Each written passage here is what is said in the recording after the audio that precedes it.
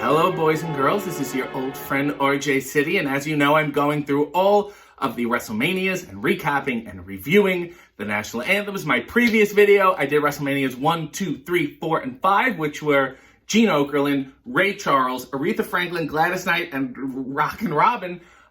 So this is exciting. It's all over the place. Every year, it's anybody's guess how good or bad it can be. So let's continue. The year is 1990. We are not in the United States anymore. What are we going to do? We are in Toronto, Ontario, Canada. We are at the Sky Dome, 67,000, whatever the hell it is. So who do you get? You can't sing the Star Spangled Banner. You can't sing America the Beautiful. You can't sing anything. You got to sing O Canada. Because Canadians don't have an equivalent, really, to America the Beautiful. We really only have that one anthem. There's a couple other songs, but not really. Not like America the Beautiful. We can interchange them. So who do we get? They get kind of pseudo-Canadian Robert Goulet. And they say he's pseudo-Canadian in the sense that I think he was born in Canada and lived there for 2 years when he was a kid. And then he was I'm going to go to the States. Fine. Whatever. Decent singer. Not the greatest singer. Not on the level of a Frank Sinatra or a Dean Martin or Sammy Davis Jr. or a Bobby Darin or a Tony Bennett. Probably a little more in the Mel Torme category. Not a bad thing. Even Mel knows. Mel knows, Frank Sinatra's the best. They know that. Robert Goulet, for some reason, was also hated by Frank Sinatra and Elvis Presley. And I did hear the story. Elvis was having breakfast in his kitchen, and Robert Goulet came on the television, and Elvis took out his gun, and he shot the TV. Simply because Robert Goulet was on it, he ruined his own television. Of course, he had the money to do that. Nevertheless, when I see Robert Goulet, I just spit at my television. You may also remember that Will Ferrell plays Robert Goulet, who you think is just an Anchorman-ish character. It's it's a real guy. And he looks that ridiculous. Horribly dyed mustache, black tuxedo, very, very classy. Does it a cappella. Oh, he's got that kind of voice. And they also put the words, the lyrics. The Sky Dome has this video wraparound screen. It's this little strip that goes around the whole arena. They put the lyrics there because legend has it he was afraid he would forget the words. Which is better than reading it off a piece of paper like Gene Okerlund at WrestleMania 1. Nevertheless, it's okay. Obviously, it's a departure. He's certainly no Ray Charles.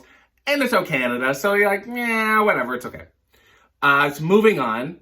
There was so much, it was so Canadian heavy, WrestleMania 6. WrestleMania 7, 1991, we're in the LA Memorial Sports Arena, whatever the hell it is, because they moved from the Coliseum or whatever.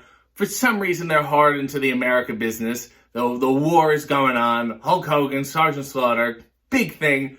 Red, white, and blue everywhere. Stars and stripes forever. Who do you get? You get Willie Nelson. So good. And this is a departure. Doesn't sing Ose Can You See. Doesn't sing America the Beautiful. He sings God Bless America, which is the first time that song has been sung. Maybe he was just this is the one I'm doing. And that's the one you do. You know what I mean? He does it a cappella, and that's how you want Willie to sound. So he gives a classic Willie performance, which is fine, which is great, which is nice. There is another montage. There's no Hulk Hogan, although Hogan is all over the show. I will say, outfit-wise, Willie made a strong choice, because last year you got Robert Goulet in a tuxedo. Classy guy. Probably took off his pants backstage, so he didn't want to put the creases in.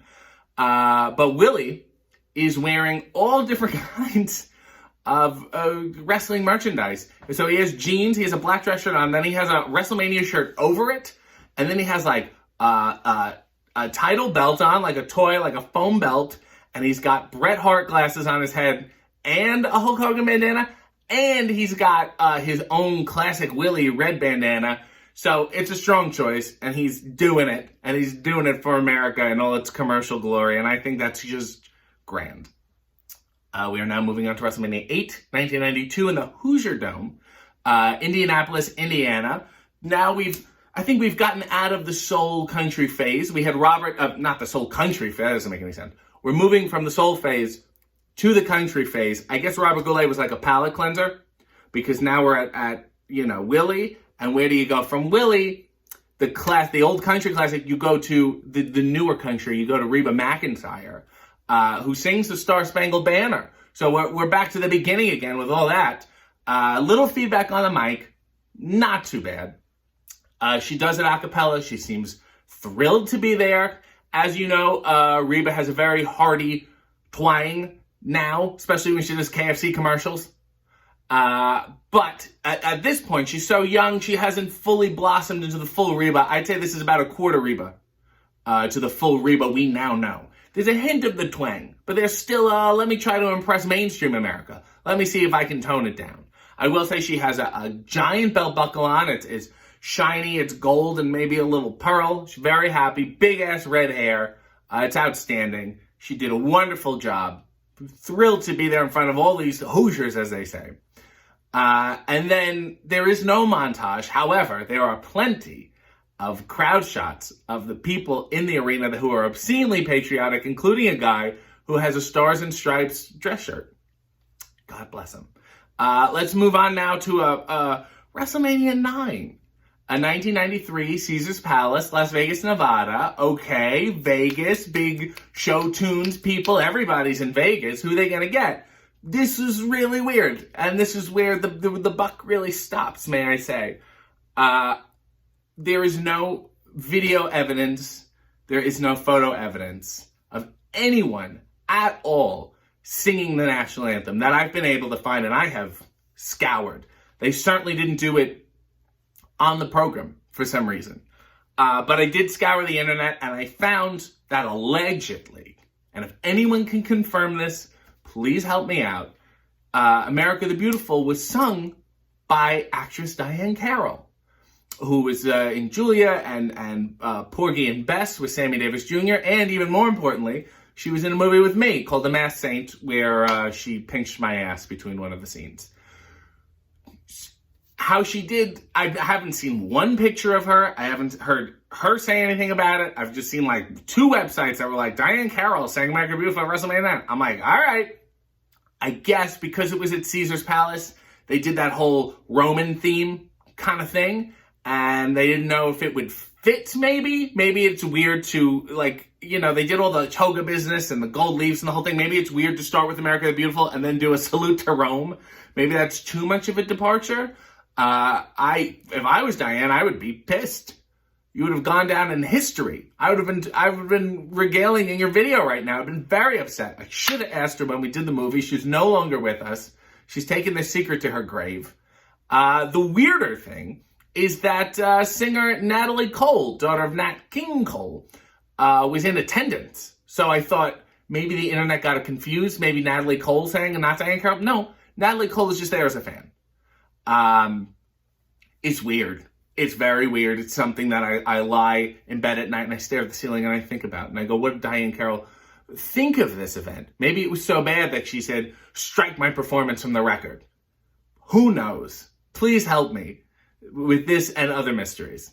We are moving on, though, to 1994, WrestleMania 10, back where it all started, Madison Square Garden, in New York. So, who do they get? Not Mean Gene again. I don't think he was even working there at that time. I think he had left for WCW. Nevertheless, who do you get? We're going back a little bit, a little classic rock and roll-y, Little Richard.